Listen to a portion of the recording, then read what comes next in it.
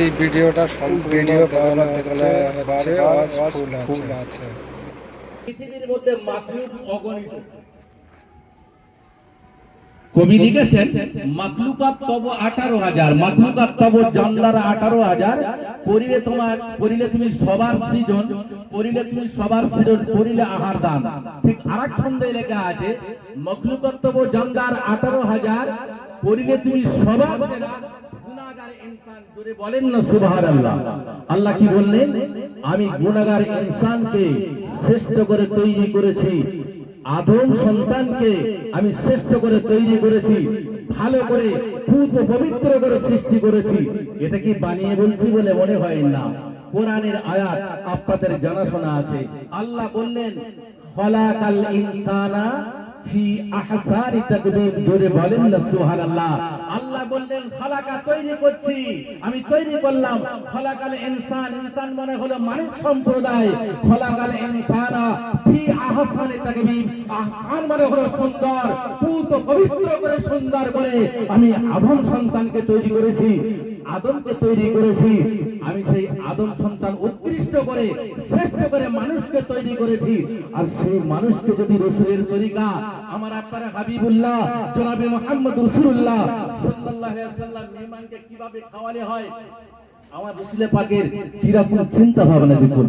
ইতিহাসটা আপনাদের একেবারে জানাশোনা, ঈমানটা মজবুত হবে। মসজিদের নববীতে আছেন, হঠাৎ করে মেহমান এসে রাসূল পাক বললেন সাহাবায়ে কেরাম গুণেরা, এতগুলো মেহমান এসেছে, কে কয়জনকে নিতে পারবে বলো? আল্লাহর নবী সাহাবায়ে কেরাম গুণেরা তারা যতটুকু পেরেছেন নিয়েছেন। আর রাসূল পাক বলছেন যাক আজকে আমার বাড়িতে এই মেহমানটা থাক। রাসূল পাক সঙ্গে করে নিয়ে গেলেন, যাবার পরে বসিয়ে দিলেন। বসিয়ে দেওয়ার বাদে আমার রাসূল পাক সামনে খাড়া দিলেন, ল্যাম্প জ্বলছে। এগুলো আপনাদেরকে জানা কথা, শুধু এই জায়গায় আনতে চাচ্ছি আপনাদের মগজে ঢোকাবার। আমার রাসূল পাক বললেন, খানার সামনে আনা হয়ে গেল। আনার পরে রাসূল পাক বসে গেলেন। বসে যাওয়ার পরে খাওয়া সুন্নত, যে তরিকাটা হয়তো আমরা কিন্তু ফুরফুরা সিলসিলার মদদর্শের মানুষেরা, এটা বলা ভুল, ফুরফুরা সিলসিলার মদদর্শের কথা বলা ভুল, আমি আপনি কিন্তু করি না। ফুরফুরা সিলসিলার মদদর্শে কিন্তু এক পাতে বসে খাওয়ার নিয়ম আছে, তরিকা আছে। আমি যখন ওই কথাটা বলবো আমার ঈমানের ঘাটতি হবে। সে দেখা যাচ্ছে আমি আপনি বেঁচে খাই, এই সুদ করে সালে বসে যাবো, ঘুষ করে সালে বসে যাবো, মদ করে সালে বসে যাবো, মদ করে আমার পাতে বসে, যার কারণে তারাই হাত মানুষ চিন্তা মানে সে নাক দিয়ে ছিটনি ধরছে, ওর সাথে বসে খাবো, কারাই হাত সেখানে চিন্তা ভাবনা করে প্লেটটা আলাদা করে নিতে চাই বা আমরা আলাদা করে নিতে চাই। কিন্তু সুন্নতের তরিকা হলো এক পাতে বসে খাওয়া হলো সুন্নত। আমার রাসূল পাক কি করলেন, সামনে প্রথম নম্বরে এই আপনার কিনা দস্তরখান বিছিয়ে দিলেন। দস্তরখান বিছানো হলো সুন্নত। তারপরে প্লেটটা এসে গেল, আল্লাহর নবী এমন করে মেহমানের সঙ্গে বসে গেলেন। কি ভাষা আপনাদের বোঝাবো? আমার নবী পাকের এমন করে আপনার কিনা মেহমানদারি করার তেমন বেশি কিন্তু আপনার কিনা তাবারক ছিল না। চিন্তা করছে আমার রাসূল পাক কি করা যায়। আমার রাসূল পাক মেহমানের সঙ্গে তো বসেই গেলেন। বসে যাওয়ার বাদে এবারে খাওয়া শুরু হয়ে গেল। আল্লাহুম্মা বারিক লানা ফীমা রাযাকতানা ওয়া কিনা আযাবান নার, বিসমিল্লাহি ওয়া আলা বারাকাতুল্লাহ। আমার রাসূল পাক যখন খানার সামনে নিতেন এই দোয়া করতেন এবং বিসমিল্লাহি ওয়া আলা বারাকাতুল্লাহ বলে গালে তুলতেন। শুরু হয়ে গেল খাওয়া। খাওয়া চলছে। আম্মা জান আয়েশাকে বলেছিলেন, আয়েশা তুমি কিন্তু আলোটা নিভিয়ে দেবে, আলোটা ছোট। আমরা এখানে যখন আলো চলে যাই বলি হয়তো বলবো যে কারেন্ট চলে গেছে অথবা জেনারেটরে কোনো সমস্যা হয়েছে। রাসূল পাক আপনাকে রাসূল পাক বলছে, মেহমান এই কারেন্ট তো চলে গেল, ঠিক আছে অসুবিধা নাই, খাওয়া শুরু করো, কোনো অসুবিধা নেই, খেতে শুরু করে দাও। রাসূল পাকও গাল নাড়ছেন জোরে জোরে, মেহমানও গাল নাড়ছে। যদি রাসূল পাক জোরে জোরে গাল না নাড়তেন, যদি শব্দ না হতো, তাহলে মেহমানটা কি বলতো, হুজুর আপনি খাচ্ছেন না, বলতো কি বলতো না, বলতো। তো আল্লাহর নবী লক্ষ্য রেখেছেন কখন খানাটা খাওয়া শেষ হয়ে যাবে। এই খানাটা কখন আমার মেহমান পুরো শেষ করে ফেলবে, কিন্তু রসুল পাক জোরে জোরে গাল নেড়ে যাচ্ছে। আমার বাবাজিরা ভাইরা, আমার সোনামানিকেরা, নামাজি মুসল্লি পরেশগার বাবাজি ভাইরা, খুব ঠান্ডা মাথায় বোঝার চেষ্টা করবেন। আমার রসুল পাক যেই দেখলেন যে এমন করে, যদিও অন্ধকার, আমার রসুল পাকের দৃষ্টি আমার আপনার দৃষ্টি সমান নয়, আমার দেখা আপনার দেখা সমান নয়, আমার শোনা রসুলের শোনা সমান নয়, মাথায় রাখবেন। আমার রসুলের পাক বুঝতে পারলেন খানা শেষ হয়ে গেছে, তখন আমার নেই পাক গাল্লারা বন্ধ করলেন। সাহাবা তখন বলছে, হুজুর মোটামুটি সামান পত্র গুছিয়ে নেন, আলোটা জ্বলে গেল, খানা শেষ হয়ে গেছে, খাওয়া শেষ হয়ে গেল। আপনাদের এই যে হাদিস দ্বারা আপনাদের কি বোঝাতে চাই, বোঝাতে পারা যাবে, আপনারা কি বুঝবেন বলুন? তাহলে মেহমানদারি করা যদি সুন্নতে তরিকা হয়, এই সমাজের কিছু আলেম বলছে তারা এই সবরেশালী বাড়িতে খাওয়া যাবে না, এ বাড়িতে খাওয়াটা হারাম হবে। কিছু করে বলছে আমার মাথায় আসে না। কোরআন হাদিস এবার সাইডে থাক, একটু আগিয়ে যাচ্ছি পৃষ্ঠায় মনে হয় এখনো আসেনি। আচ্ছা বাবাজি ভাইরা, আমাদের যারা গায়ের কমেরা পাশে আছে, হিন্দু হোক, বৌদ্ধ হোক, জৈন হোক, খ্রিস্টান হোক, তাদের একটা ধর্মযাজক আছে। আমরা যেমন মুহাম্মদ রাসূলুল্লাহ সাল্লাল্লাহু আলাইহি ওয়াসাল্লামকে যেমন আমরা ধর্মযাজক হিসেবে বেছে নিয়েছি, রাসূল করিম সাল্লাল্লাহু আলাইহি ওয়াসাল্লামের চলাটা, খাওয়াটা, বসাটা, পড়াটা, রাসূল পাক যেমন ভাবে খেয়েছেন, যেমন ভাবে পড়েছেন, যেমন ভাবে পেশাব করেছেন, যেমন ভাবে পায়খানা করেছেন, যেমন ভাবে চলাফেরা করেছেন, সেই অনুপাতে আমার আপনার চলাটা হলো সুন্নত, সেটাই হলো সুন্নত। ঠিক অন্যান্য ধর্মের কওমেরা, তাদের ধর্মযাজকেরা, গিরিশচন্দ্র বাবু, এমন করে আপনার কিনা রবীন্দ্রনাথ ঠাকুর, এমন করে আপনার কিনা মহাত্মা গান্ধী, আরো বিভিন্ন বিভিন্ন মানুষদের নামটা আমার স্মরণে আসছে না, তাদের ধর্মযাজকেরা, শিখ পাঞ্জাবিদের ধর্মযাজকেরা, তারা বলেছে, শোনো, আমি আমার কলমের ঠোঁট দিয়ে লিখে যাচ্ছি, জীবে প্রেম করে যেজন সে বিশেষ ঈশ্বর, জীবকে ভালোবাসলে সেই ঈশ্বর পাবে।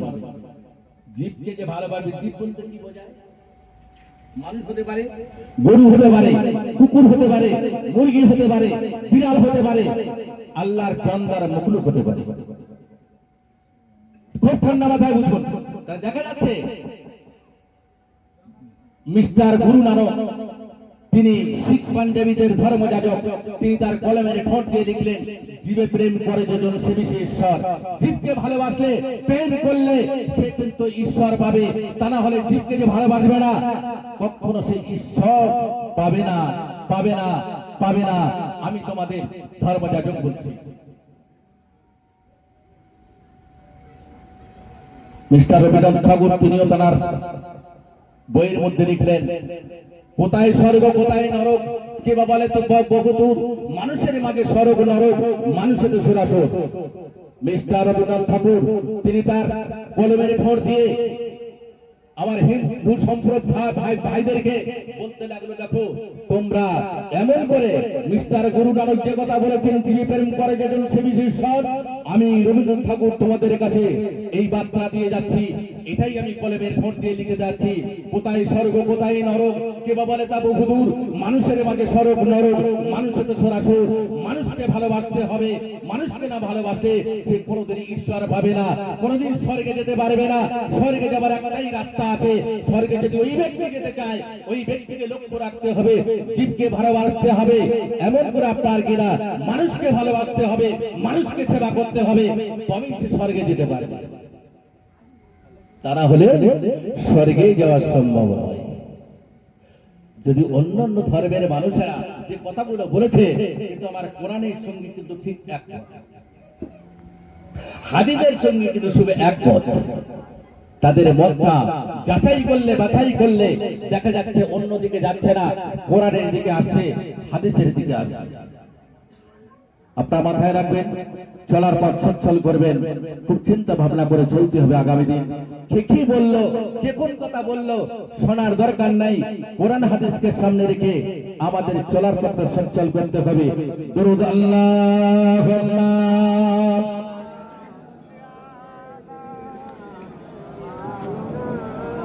ওয়া আলা আলি سيدنا مولانا محمد সামনে একটা কথা এসে গেল আপনারা একটা ইতিহাস শুনেছেন বা জানেন আচ্ছা আমার নবী পাক মেহমানদারি করলেন আমার নবী দানের কথা বললেন হ্যাঁ বলো এসেছে হুজুর আমি এর সঙ্গে ঠিক সেটিং করে দিতে যাচ্ছি তাহলে অগণিত নবী আলাইহিস সালাম আল্লাহ তৈরি করেছেন আচ্ছা সুলাইমান আলাইহিস সালাম কি বোকা লোক ছিল সুলাইমান আলাইহিস সালাম আপনারা কিন্তু সর্বসময় সুলাইমান আলাইহিস সালামের কথা শুনেন তো সুলাইমান আলাইহিস সালাম ওনাকে আল্লাহ এত আওকাত দিয়েছিল এত পয়সা দিয়েছিল আল্লাহর কাছে বলল আল্লাহ আপনি আমাকে যে অর্থ দিয়েছেন সম্পদ দিয়েছেন টাকা পয়সা দিয়েছেন আপনার মাখলুকদেরকে আমি খাওয়াতে চাই কোথায় আছে ইতিহাসটা বিহিস্তি দেওয়ার এই কথাটা লেখা আছে সুলাইমান আলাইহিস সালামের ইতিহাস বললেই সুলাইমান আলাইহিস সালামের ইতিহাসটা জায়গায় দেওয়া আছে অনেক মানুষ অনেক রকমের চিন্তা ভাবনা করে তাই আমি বইটার নামও করে দিলাম সুলাইমান আলাইহিস সালাম বলছে আল্লাহ তোমার অগণিত মাখলুক আছে আমি সবাইকে খাওয়াবো বলছে সুলাইমান তুমি সব মাখলুককে খাওয়াবে বলছে হ্যাঁ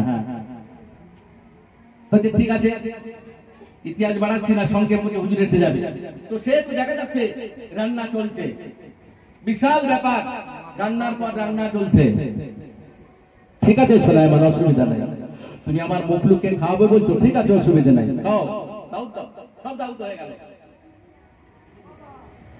রান্না বাড়া তৈরি হয়ে গেল আল্লাহর হুকুম হয়ে গেল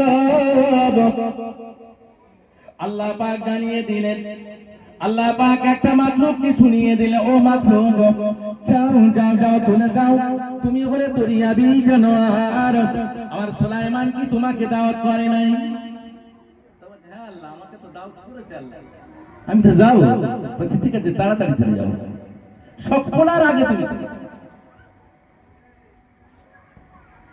আল্লাহ পাকের মাখলুক দেরি করল না এমন করে নদীর গহ্বর থেকে উঠে মাথা উঁচু করে কিন্তু ইতিহাস সাক্ষী দেয় সুলাইমান আলাইহিস সালাম যে জায়গায় এমন করে যে জঙ্গলের মধ্যে এই রান্নাশালা বানিয়েছিল একটু নদীর অনুকূলে এই রান্নাশালাটা তৈরি করেছিল ফাঁকা ময়দানে এমন করে তৈরি করেছিল সুলাইমান আলাইহিস সালাম আর এমন করে রান্না বাড়া হয়ে গেল চিন্তা করছে এখনো তো মানুষ আসে না মাখলুকেরা আসে না কাকে আমি খাবো কে আমার এমন করে খানাগুলো খেয়ে যাবে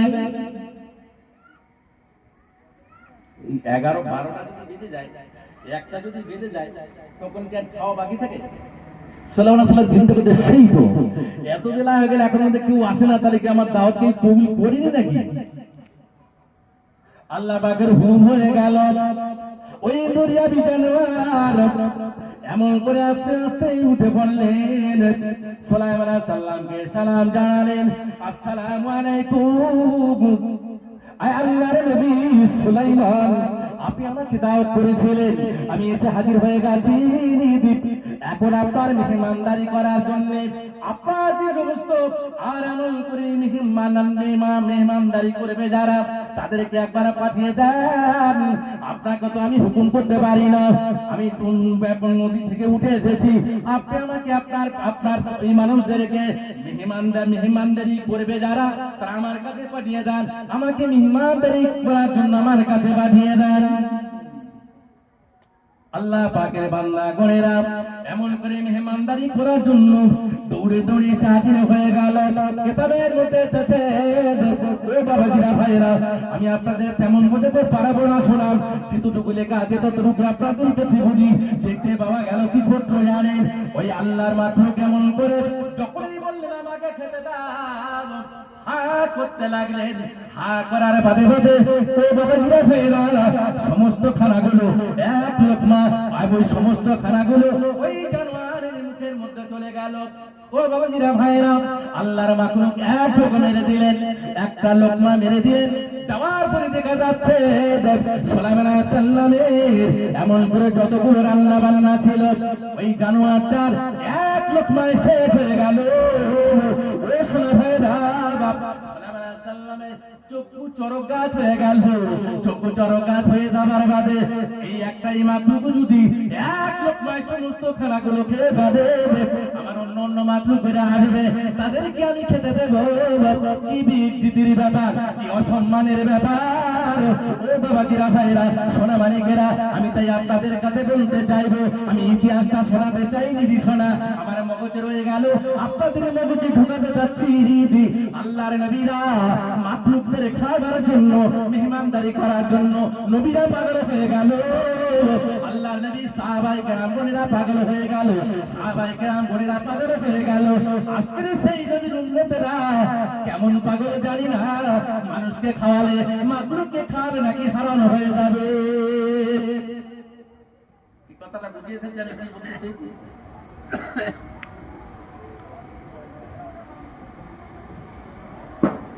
আল্লাহ নবী সুলাইমান চিন্তা ভাবনায় পড়ে গেল, উপায় পাই। আল্লাহ তখন আয়াত নাযিল করলেন, ও সুলাইমান চিন্তা করো না, চিন্তা করো না, কোনো ঘাবড়াবার কোনো কারণ নাই।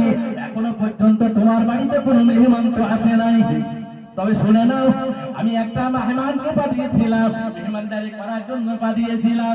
ওই মাখলুকটা তখন বলছে, আল্লাহ, হে আল্লাহর নবী, ও সুলাইমান একবার শোনো না, শুনো না, তুমি যে অহংকার করেছিলে, দেনা করেছিলে, খবর করেছিলে, আল্লাহ আমাকে টাকা দিয়েছে, পয়সা দিয়েছে, আমি সমস্ত মাখলুকদের রেখে খাওয়াবো, আমি সবাইকে খাওয়াবো, তবে একবার শুনে নাও, শুনে নাও, ও সুলাইমান, এক লোকমা খাওয়াতে গিয়ে তোমার কয়েকদিনই রান্না সব হয়ে গেল, আর এমন করে দুটো লোকমা আমার বাকি আছে, আমার স্রষ্টা আমার খালেক মারে, আজকে এমন করে তোমার বাড়িতে আমার আশাটা ভুল হয়ে গেছে। আমার আল্লাহ পাক এক লোকমা খাওয়া তুমি আমাকে দিতে পারছো না, কিন্তু আমার আল্লাহ রাব্বুল আলামিন, আমার স্রষ্টা আমার খালেক মালিক পাক পরওয়ারদিগার বিনিয়াদ, দৈনন্দিন একটা হপ্তাহ নাই, দুটো হপ্তাহ নয়, 365 দিন আল্লাহ পাক আমাকে 3 লোকমা করে খাইয়ে থাকে। জুরি জুরি করে নিন সুবহানাল্লাহ, দরুদ শরীফ আল্লাহুম্মা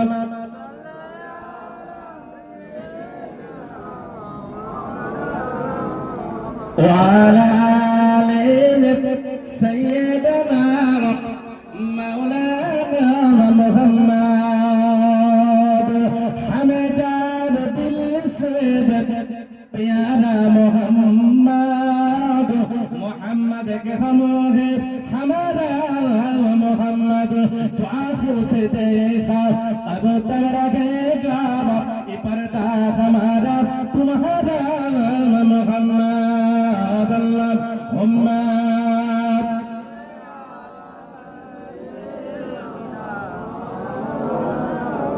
وعلى آل سيدنا مولانا محمد। প্রসঙ্গটা একটু পাল্টে দিচ্ছি, মাথায় রাখবেন, বোঝার চেষ্টা করুন। ও সোনা ভাইরা, দেখতে পাওয়া গেল কি জানেন, আল্লাহ পাক এমন কিছু মানুষকে আল্লাহ দুনিয়ায় পাঠিয়ে দিয়েছে। ও সোনা ভাইরা, দেখতে পাওয়া গেল আল্লাহ চিকির বান্দা হয়ে যায়, আল্লাহর চিকি বান্দা হয়ে যায়।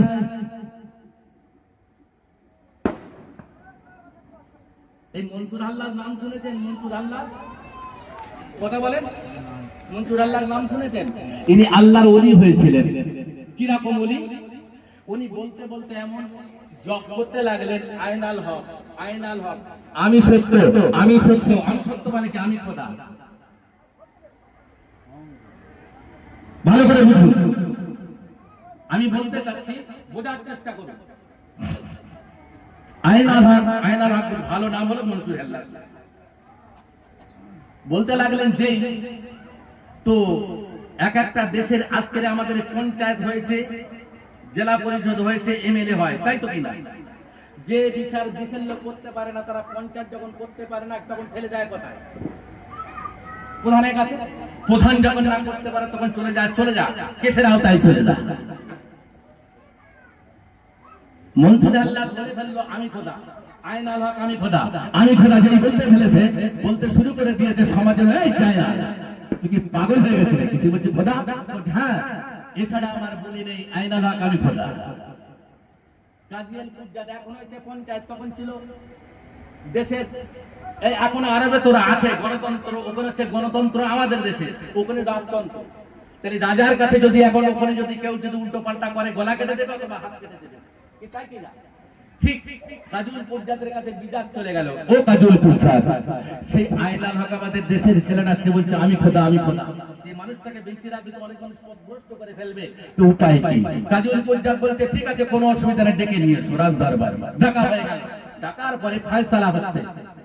এই মনসুরুল্লাহ তুমি এমন কথা বলছো কেন? তো ছাড়া আমি কিছু জানি না, আইনাল হক আমি খোদা আমি খোদা। কাজুলপুর জাত ফয়সালা টেনে দিল, জল্লাদ নিয়ে যাও, এর গল্লাটা দ্বিখণ্ডিত করে ছেড়ে দাও। দ্বিখণ্ডিত হয়ে গেল, দ্বিখণ্ডিত হয়ে যাওয়ার পরে অলরেডি বস্তা ভরে যেখানে দেওয়ার কথা সে জায়গা দিয়ে দিয়েছে। যেই জবাই হয়ে গেল, আমরা যখন গরু জবাই করে ছেড়ে দিই না, তো গরু জবাই মতো জবাই হয়ে যাওয়ার পরে জল্লাদ যখন ছুরি চালাবার পরে এই মনসুরুল্লাহের সেই ভাষাটা কিন্তু পরিবর্তন হলো না। আমি আইনাল হক কিন্তু জবান থেকে আর আসছে না, রক্ত থেকে আসছে। জোরে বলেন না সুবহানাল্লাহ। রক্ত থেকে, রক্ত থেকে তসবিহ উঠছে আইনাল হক আইনাল হক আমি খোদা আমি খোদা। কাজীউল জাত তখন বলল, লোকটা কিন্তু ছিল সত্য ভালো, কিন্তু আমি দুনিয়াবি ফয়সালা অনুযায়ী কিন্তু গলা কেটে দিয়েছি, কিন্তু দুনিয়ার ফতোয়া আলাদা, পরকালের ফতোয়াটা আলাদা। একটু বোঝার চেষ্টা করুন।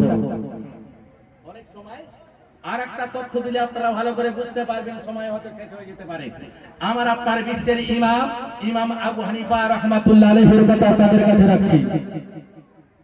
ইমাম বুখারীর কথাটা আগে বলে নিই, যদি পাই সময় পাই ইমাম বুখারী আপনার কিনে ইমামের কথা বলবো। ইমাম বুখারী রাহমাতুল্লাহ আলাইহি সফরে যাচ্ছেন, সফরে চলেছেন।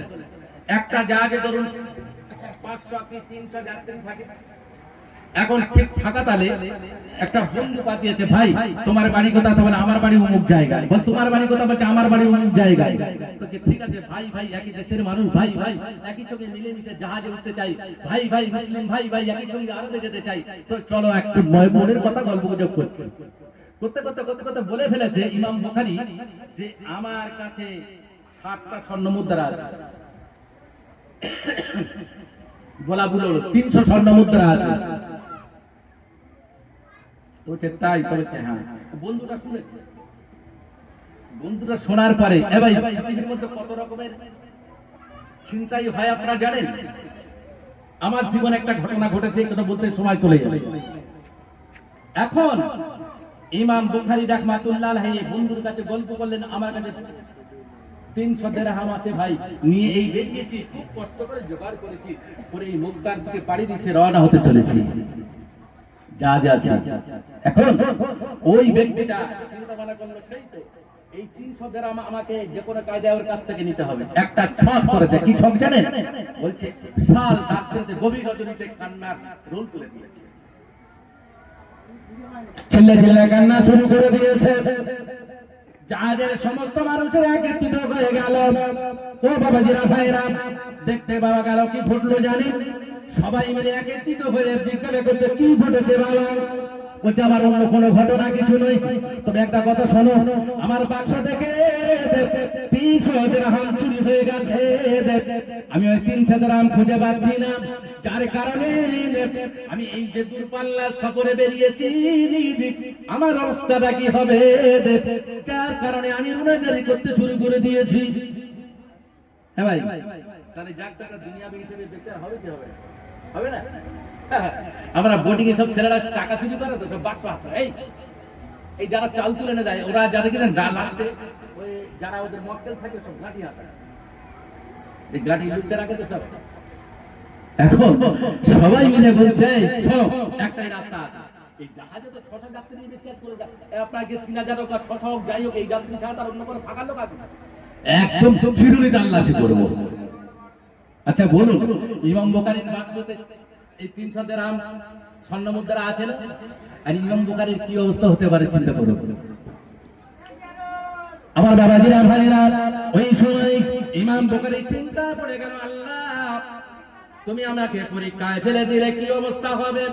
আমি চোর হই অসুবিধা নাই, পৃথিবীর মানুষ আমার চোর বলে অসুবিধা নাই, কিন্তু আমার কলমে ঠোঁট দিয়ে আমি এমন করে বুখারী শরীফে লিখেছি, যে বুখারী শরীফের সম্মানটা কোরআনের পরে ধাবে হয়ে গেল। আমি ইমাম বুখারী দুই রাকাত নফল নামাজ পড়তে পড়তে, বাবাজিরা ভাইরা, প্রত্যেক কদমে দুই রাকাত নফল নামাজ পড়ে এই লোকটার কাছে হাদিস নেব, কুম্পা করে হাতে দুই রাকাত করে নফল নামাজ পড়ে পড়ে সেই ব্যক্তিটার কাছে গিয়ে আমি এমন করে হাদিস সংগ্রহ করেছি, আমি চোর হয়ে অসুবিধা নাই, এই রাসূলুল্লাহর হাদিসের উপরে ইজমা আসবে, এর চাইতে বড় বেইজ্জতি পৃথিবী আর হতে পারে না। ওগো আমার আল্লাহ, আমি কি উপায় করব, কোন অবস্থা অবলম্বন করব, কোন পথ অবলম্বন করব, ওগো আমার আল্লাহ তুমি একবার বাতলে দাও, আমাকে জানিয়ে দাও। এর উপায় তো নেই, একের পর এক সব তাল্লাশ হচ্ছে। ইমাম বুখারী শেষ বেশ আলেম মানুষ, হিকমতের সঙ্গে একটাই রাস্তা আল্লাহ বুঝিয়ে দিলেন, হে ইমাম বুখারী শোনো, একটাই রাস্তা আছে, এই পয়সাটা একমাত্র নদী ছাড়া ছাড়া তোমার রাস্তা নেই। ইমাম বুখারী কি করলেন জানেন? ওই 300 দিরহাম নিয়ে ও বাবাজিরা ভাইরা এমন করে পেশাব পায়খানার জন্য রাপা হাতের জন্য বেরিয়ে বললেন, ও বাবাজিরা ভাইরা, এমন করে নদীর এমন জাহাজের উপর থেকে ঠিক জায়গায় বসে বসে আর এমন করে স্বর্ণ মুদ্রাগুলো হাতে করে নিয়ে এমন করে বলতে লাগলো, আল্লাহ তোমার তরফে এমন করে, আর জানি না কি পরীক্ষা, আজকে এমন করে এই স্বর্ণ মুদ্রাগুলো নদী ছেড়ে দেওয়া ছাড়া আমার উপায় নাই, পরে কি হবে সেটা আলাদা ব্যাপার।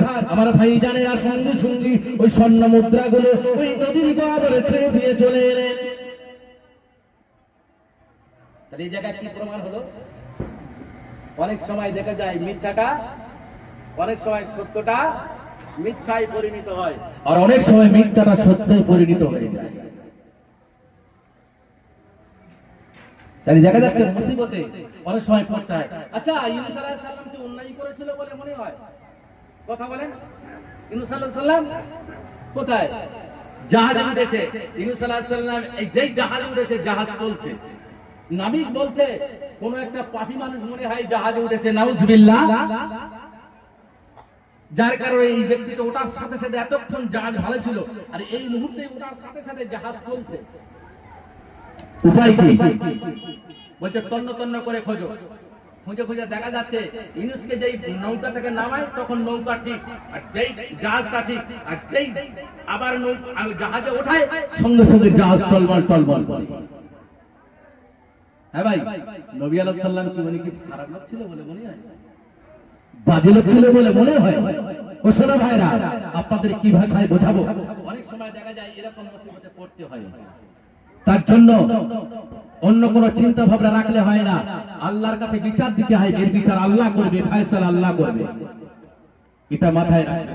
তো ইউনূস আলাইহিস সালাম কে লটারি হয়ে গেল, কিচ্ছু করার নেই, কোথায় আর দেবে? মেরে দেবে না, মারা যাবে না, মানুষকে তো মারা নরহত্যা মহাপাপ, সমস্ত ধর্মে আছে, কোন ধর্মে লেখা নেই মানুষ মারা বা মানুষকে মেরে দেওয়া যায় না, নরহত্যা মহাপাপ। ইউনূস আলাইহিস সালামকে মারা যাবে না, ওকে দরিয়ায় ছেড়ে দাও, আল্লাহ পাকের নবীকে দরিয়ায় ছেড়ে দিল। আমি যেটা বোঝাতে যাচ্ছি নদীকে যাব না, আমি যেটা বোঝাতে চেয়েছি এটাই। তাই দেখা যাচ্ছে অনেক সময় ভালো মানুষের মুসিবতে পড়তে হয়, সেদিকটা আমাদের লক্ষ্য রাখতে হবে। এটাই বোঝাবার জন্য আপনাদের কাছে এই কয়েকটা তথ্য আপনাদের কাছে দিলাম। মহব্বতের সঙ্গে দরুদ আল্লাহুম্মা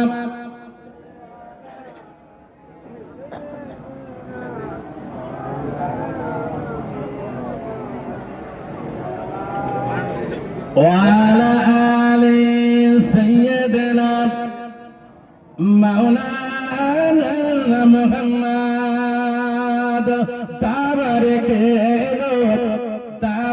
उनका जन्नत उनकी कौसर उनका तबरक उनका जन्नत उनकी कौसर उनका सब नबियों की दाता है सादिल हर पैगंबर उनका इन्ना आतैना कल कौसर हाकी कसम है कौसर उनका तबरक तावर उनका जन्नत उनकी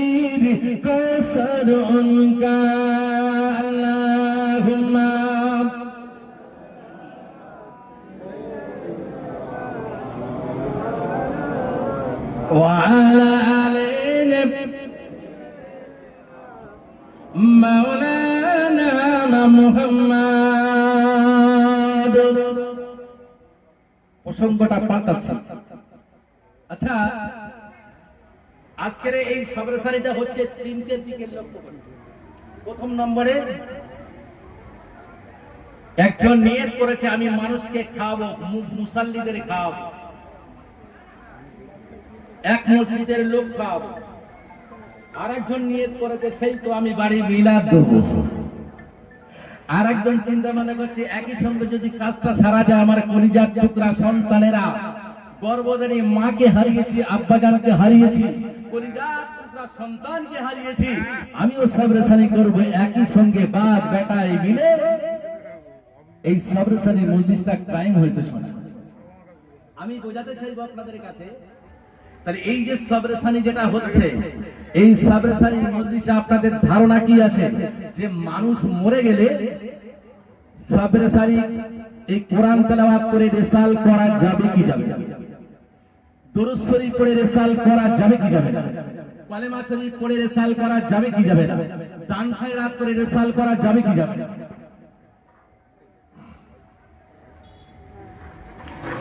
যতটুকু আলোচনা করি তার মাঝখান থেকে এটাও কিছু সামনাসামনি টর্চারিং হতে পারে, কিন্তু আমি একটু অন্য সাইডে যেতে যাচ্ছি। দেখা গেল রাসূলে পাক কি বললেন? রাসূলে পাক বললেন মাল মাইয়াত ফিল কাবরি ইল্লা ফিল বাইতি আনতাজরু দাওয়াতা ফাইদা লাইকাহু মিন আদনা ওয়া আখিরা সাদিকি ফাইদা লাইকাহু কানা খায়রুদ দুনিয়া ওয়া মা ফিহা। একটু জোরে জোরে বলেন না সুবহানাল্লাহ। এই হাদিস যারা প্রমাণ করেছেন, আল্লাহ পাকের নবী বললেন, আল্লাহ পাক জানালেন, প্রথম নম্বরে আল্লাহ জানালেন কি? ভালো করে শুনো, মনটা অন্যদিকে রাখলে হবে না। আল্লাহ কোরআন পাকের মধ্যে বললেন, এই সন্তানেরা শোনো, প্রথম নম্বরে আমি তোমাদেরকে পাঠিয়েছি তোমার মায়ের গর্ভে। তোমার বাপের ঔরসে তুমি ছিলে, এখন তোমার মায়ের গর্ভে পাঠিয়ে দেওয়া হলো। মায়ের গর্ভে থেকে তুমি দুনিয়ার মুখ দেখলে, প্রথম নম্বরেই তোমাকে লক্ষ্য রাখতে হবে তোমার বাপ আর মা। আমি কি এটা বানিয়ে বলছি? না, আমি বলিনি। কি লক্ষ্য রাখার কথা বলেছে আল্লাহ পাক? প্রথম নম্বরে বললেন তোমার মা বাপকে সেবা করতে হবে। এটা কোরআন, আল্লাহ কোরআনে শিখিয়ে দিলেন ওয়া ওয়ালিদাইনি ইহসানান। কোন হাফেজ কোন মাওলানা থাকলে আমার কথায় একমত হবে। আল্লাহ কোরআন পাকের মধ্যে আল্লাহ বললেন ওয়া ওয়ালিদাইনি ইহসানান। তোমার বাম্মা, ওয়ালিদাইন মানে তোমার বাপ আর মা, ওয়ালিদাইন মানে হলো বাপ আর মা। কি করতে হবে বাম্মার? ইহসানান, দয়ার নজরে তাকাতে হবে, দয়ার নজরে দেখতে হবে। এখন দয়ার নজরে দেখতে হবে আর দয়ার নজরে তাকাতে হবে মানে কি? খাওয়া দেবো না, পড়া দেবো না, শুধু দেখলে হবে নাকি? কথা বলেন মানে? তাহলে খাওয়া দিতে হবে, পড়া দিতে হবে। এটাই হলো মা যদি খুশি হয়, বাপ যদি খুশি হয়, তাতেই আল্লাহ খুশি। আল্লাহ পাক এই জিবরাইল মারফতে আমার নূরের উপরে আয়াত অবতীর্ণ করলেন, ওয়া ওয়ালিদাইনি ইহসানা। তোমার বাপ মা তোমাকে সেবা করতে হবে। এই যুবক জওয়ান মাথায় রেখে দাও, মায়েরা বেটিরা খালারা, তোমার বাপ মাকে তোমাকে সেবা করতে হবে, দয়ার নজরে তাকাতে হবে, ভালো করতে হবে, ভালো নজরে তাকাতে। যদি না করো অসুবিধা কিছু নাই, তবে মনে রেখো আগামী দিন তুমি যখন বাপ হবে, তুমি যখন মা সাজবে, আগামী দিন তোমার ছেলেকে যখন বিবাহ দিয়ে আনবে, আর তোমার বৌমা এমন করে তেমন ব্যবহার তোমার সঙ্গে করবে, যতটা কষ্ট তুমি তোমার মা বাপকে না দিয়েছো তার চাইতে 70 গুণে বেশি বেশি করে তোমার বাপ মা তোমাকে কষ্ট দেবে। সেদিন কিন্তু তুমি কারোর কাছে বিছা দিতে পারবে না, মনে রেখো। তাহলে প্রথম নম্বরে সেবা করার কথা আল্লাহ বললেন। দ্বিতীয় নম্বরে আল্লাহ কি বললেন? আল্লাহ পাক জানালেন, এই জিবরাইল শোনো, আজকে আমার নবীর উপরে আয়াত অবতীর্ণ করে দাও, যেমন আমি জানিয়ে দিয়েছিলাম ও সন্তানেরা তোমরা তোমাদের বাপের বাম্মাকে সেবা করার কথাই বলে দিয়েছিলাম। তবে মনে রেখো, আর এমন করে আল্লাহ পাক আবার জানালেন ওয়া ওয়ালিদাইনি ইহসানান, ওয়া ওয়ালিদাইনি ইহসানান রাব্বিরহামহুমা কামা রাব্বায়ানি সাগীরা। আপনাদের মনে একটু জানাশোনা মতো লাগে আপনাদের, কেন বলেন তো? ইমাম সাহেব 5 ওয়াক্ত নামাজের শেষে এই দোয়াটাই পড়ে, এই দুটো দোয়া, রব্বিরহামহুমা কামা রাব্বায়ানি সাগীরার অর্থ হলো, হে রব আপনি আমার আব্বাজান আম্মাজানের জীবন জিন্দেগানির গুনাহকে maaf করে দাও। জোরে বলেন না সুবহানাল্লাহ। রব্বি কি ফিরিবি ওয়ালে ওয়ালে দাইয়া, ওয়ালে ওয়ালে দাইন মানে হলো তোমার বাপ আর মা। তোমার বাপ আর মায়ের জন্য তুমি দোয়া চাও যেন এমন করে আল্লাহ পাক তোমার আব্বা জান আম্মা জানের জীবন জিন্দেগানির গুনাহ যেন আল্লাহ মাফ করে দেয়। আমি আল্লাহ মাফ করে দেব, তোমরা শুধু দোয়া চাওয়ার অপেক্ষা। আল্লাহ পাক আমাদের উপরে জিম্মাদার করলেন। কি জিম্মাদার করলেন? যেমন 5 ওয়াক্ত নামাজ পড়া জিম্মাদার আল্লাহ পাক আমার আপনাকে করেছে। এই নামাজ পড়তে হবে, 5 ওয়াক্ত নামাজ পড়তে হবে, যাকাত দিতে হবে, হজ করতে হবে। ঠিক তদ্রূপ আল্লাহ পাক এটাও বললেন যে তোমার বাবা আম্মাকে জন্য দোয়া করতে হবে। দোয়া করলে কি হবে? দোয়া করলে আল্লাহ পাক তোমার দোয়াতে আল্লাহ পাক রাজি হয়ে গিয়ে খুশি হয়ে গিয়ে তোমার আম্মা জান আব্বা জানের জীবন জিন্দেগানির গুনাহকে আল্লাহ মাফ করে দেবে। জোরে বলেন না সুবহানাল্লাহ। তাহলে আল্লাহ শিখিয়ে দিচ্ছে তোমার বাপ আর মায়ের জন্য দোয়া চাওয়ার কথা। এই যুবক জওয়ান ভুলে যেও না, এই কথাটা মাথায় রেখে আমরা যাদের আমাদের বাপ বেঁচে আছে, মা যাদের বেঁচে আছে তাদের সেবা করতে হবে। বাপ মা যারা মরে গেছে তাদের জন্য রিসাল করতে হবে, সাবর সালি করতে হবে। এখন এই কথাটা মসজিদের নববীতে বসে বসে আলোচনা হচ্ছে রাসূল পাকের সামনে। রাসূল পাক বললেন, দেখো আজকের আয়াত অবতীর্ণ হয়েছে। আল্লাহ বলেছে রব্বিকি ফিরিলি ওয়ালে দাইয়া, তোমরা তোমার বাপের জন্য দোয়া চাইবে, মায়ের জন্য দোয়া চাইবে। রব্বিনি খামহুমা কামা রব্বায়ানি সাগীরা, আমি রাসূল বলছি, আল্লাহ আমাকে জানিয়েছে তোমরা তোমাদের বাপ মার জন্য দোয়া চাইবে। এই দোয়া চাওয়ার বিনিময়ে তোমার আব্বা জান আম্মা জানের যে ভুল ত্রুটি আছে না, আল্লাহ পাক তা ক্ষমা করে দেবে। আল্লাহ নবী সাহাবায়ে কেরাম গণেরা উঠে ইসকাল করছে, ইয়া রাসূলুল্লাহ, ইয়া হাবিবাল্লাহ, ও সাবিল মুজরামিন পারের কান্ডারি নবী, একটা কথা আপনার কাছে প্রশ্ন রাখছি। কি প্রশ্ন? কি প্রশ্ন? সাহাবায়ে কেরাম কি প্রশ্ন? তুই ইয়া রাসূলুল্লাহ, হাবিবাল্লাহ, আমার আব্বা জানকে তো আমি সেবা করতে পারিনি, আমার আম্মা জানকে তো সেবা করতে পারিনি, এখন উপায়? আর দ্বিতীয় নম্বরে একটা কথা আপনার কাছে বলতে চাচ্ছি, ছেলে শুধু দোয়া চাইবে, ছেলেরা দোয়া চাইবে মা বাপের জন্য, তাহলে একটা বন্ধু কি ওই বন্ধুর জন্য দোয়া চাইতে পারবে না? মাথা রাখুন কথাটা। তাহলে ছেলেরা শুধু বাপের জন্য দোয়া করবে, ছেলেরা শুধু মায়ের জন্য দোয়া করবে, তাহলে আমরা যে অপর বন্ধু হয়ে অপর বন্ধুর জন্য কি দোয়া করতে পারবো না? আল্লাহর নবী তো জাহানের নবী হাবিবুল্লাহ জনাব মুহাম্মদ রাসূলুল্লাহ সাল্লাল্লাহু আলাইহি ওয়াসাল্লাম মসজিদে নববীতে বসে বসে বলেছিলেন, ও সাহাবায়ে কেরাম গণেরা শোনো, আমি রাসূল তোমাদের কাছে বলি দিদি ওয়া আনতিকু আনিল হাওয়া ইন হুয়া ইল্লা ইউহিয়া, আমি রাসূল তখন কোনো কথা বলবো না যতক্ষণ না পর্যন্ত আল্লাহর তরফ থেকে আমার দরবারে কোনো সুসংবাদ না আসবে। রাসূল একটু ঘুম হয়ে গেলেন, রাসূল এমন করে ঘুম হয়ে গেলেন, কিছু সময় নবীতে জবান করে বললেন, সাহাবায়ে কেরাম গণেরা কথা শোনো। আল্লাহ নবী বলতে লাগলেন, মাল মাইয়িতি ফিল কাবরি ইল্লা ফিল বাইতি আনতাদুদ দাওয়াতা ফাইদা লাইকাহু মিন আদনা ওয়াকিনা সাদিকিন ফাইদা লাইকাহু কানা খায়রুদ দুনিয়া মা ফিহা। একটু জোরে জোরে বলি না সুবহানাল্লাহ। ও বাবাজিরা ভাইরা, আল্লাহ নবী তো জাহানের নবী বলতে লাগলেন, ও সাহাবায়ে কেরাম গণেরা, যে কথা তোমরা আমার কাছে ইসকাল করেছো, বেটা মায়ের জন্য দোয়া চাইবে, বেটা বাপের জন্য দোয়া চাইবে, একটা বন্ধু কি অপর বন্ধুর জন্য দোয়া চাইতে পারবে না? না না না না, একবার শোনো না, শোনো না, আমি রাসূল তোমাদের কাছে বলে যাই, একটা বন্ধু অপর বন্ধুর জন্য দোয়া চাইতে পারবে।